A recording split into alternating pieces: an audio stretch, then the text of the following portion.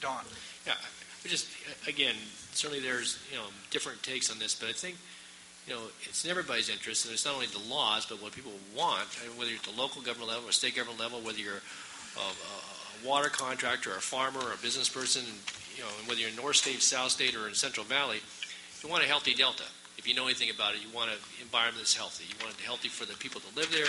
You want it for the environments that support the wildlife, and again, Delta is very unique in that respect, both with the aquatic and the terrestrial.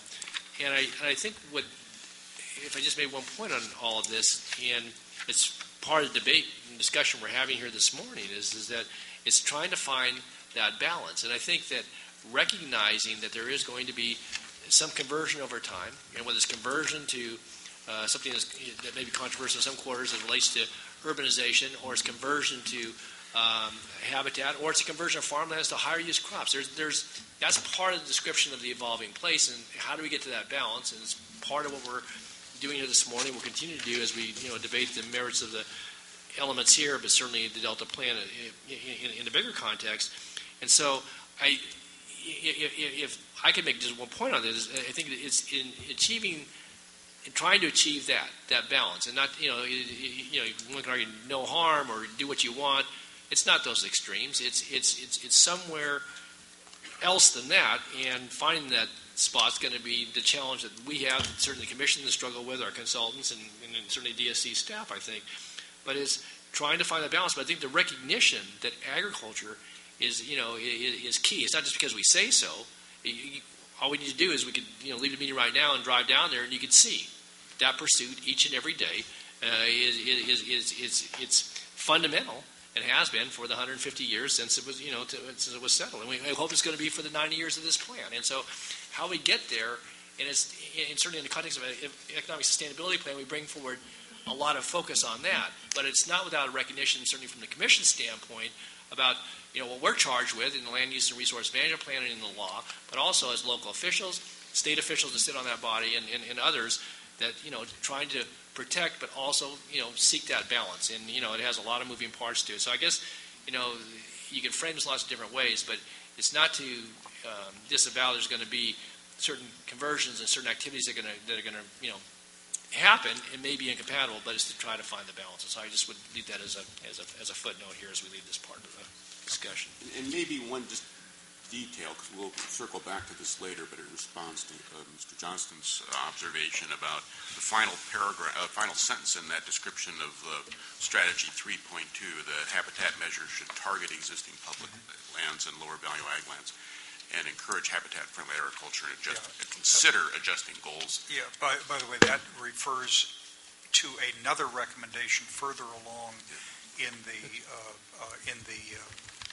economic sustainability plan as well. Yeah, so we took target as meeting focus on, and certainly they'll look there first because that's already owned and that's less expensive, but that may not always be a suitable site, and I didn't see anything in this guidelines that would prevent people moving on to other acreage if that existing public property wasn't suitable. And certainly there are wildlife-friendly agricultural practices encouraged in the habitat restoration strategies we've seen, and I'm certain people will consider adjusting acreages. I'm not sure they'll be able to end up there at the end of the day. Yeah, this recommendation doesn't say to maintain and enhance the value of agriculture everywhere and every place in the Delta. It's more thought of as a whole, and I like to think of it as at one point in the early draft it got shot down, but it had thrown out thinking of a limit or a constraint upon agricultural loss to habitat and things, and I understand why that was problematic in practice, but I think that we recognize that there are costs here, and I would encourage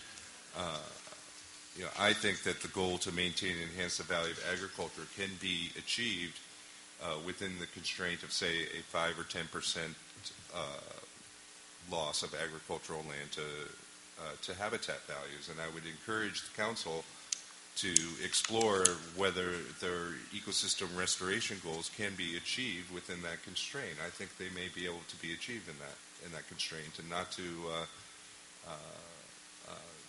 make it a good faith effort to see if that can be done before just saying that this is an infeasible objective.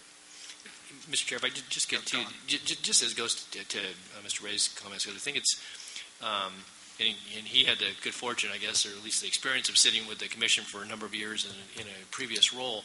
But one of the concerns I think that needs to be just identified here too is that the state, and certainly other agencies, but has acquired a lot of land over time, and if there's some decision that ultimately is made that that land isn't good for for doing things that may match up with the current state of the environment and where habitat's going to be created, but there's never any discussion about maybe that land then ought to go return to the private sector. The state doesn't divest itself; it just holds on. It buys an island here, it buys an island there, it buys an easement here, it holds on to all that stuff, and it may or may not be in agriculture, but if there are going to be strategies that go to adaptive management and finding other areas that still may be controversial, some consideration then is to rather just keep adding to the inventory on the state, real estate chart over here, that, okay, if there are areas that, can fit better to agriculture or to recreation rather than just holding on to it.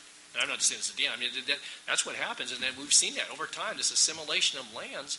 And then local jurisdictions have overlaid that with whether it's the Sassoon Marsh, Yellow Bypass, other efforts in the other counties. And so you get all this locked up in public ownership, and that squeezes the Delta as well. And I think that's the other thing. Maybe there's a part of this, some strategy over time that, and I don't know if it was reflected in the plan, Mr. Chair, but I do think that, of maybe returning lands then back to the private sector, and recognize that may be a contributing factor to actually bolstering the underpinnings here for agriculture and recreation. Okay. We're going to sell Sherman Island to Mr. Machado for $25 million. Sorry about that obligation that goes with it. As long as you guarantee the water quality. All right. I'll be forming a limited partnership. Phil, what's your share? Okay.